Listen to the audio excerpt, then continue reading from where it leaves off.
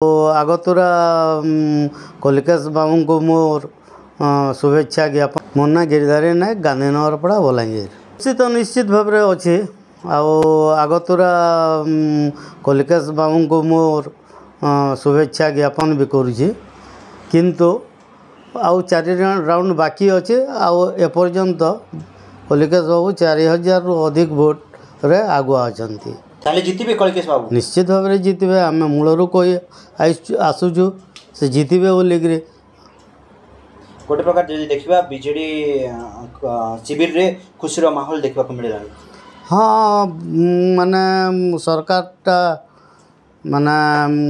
भल काम करतला किंतु के जाने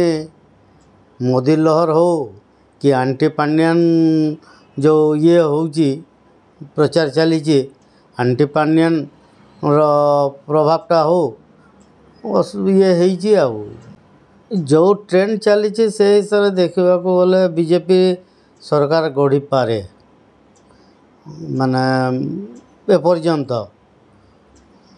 मो प्रताप चंद्र देखु आज गणति चली संपूर्ण फलाफल बाहरी नाही किंतु जो हिसाब रे फलाफल बाहरी सही हिसाब रे आमर बलांगीर असेंबली कन्स्टिट्यूएंसी जे प्रतिद्वंद्विता करुथिले बीजेडी रो युव नेता कलिकेश नारायण सिंहदेव से 4000 भोट रे वर्तमान आगरे अछंती एवं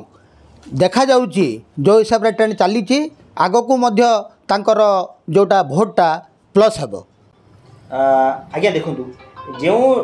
ट्रेंड चली बीजेपी टी आगुआ रही बीजेडी ठार जितेबाला आप बलांगीर रे विजय बाना धरवा को जाउछंती सरकार गढ़े कि आपण दल सरकार गढ़ कि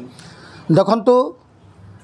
आज जो प्रकार हिसाब रे निर्वाचन फलाफल आउची बीजेपी रो संख्या गरिष्ठता अधिक थिबारु निश्चय से माने सरकार गढ़े सेतिपाई आगुआ तांकु अभिनंदन एवं जो हिसाब रे लोक चाहूतिले जो हिसाब रे मोदी लहर काम करिछि निश्चित भाव में ओडिशा रे सरकार गढ़िबो एवं आमे खुशी जे बलांगीर रे आमर जो युव विधायक बीजेडी दलर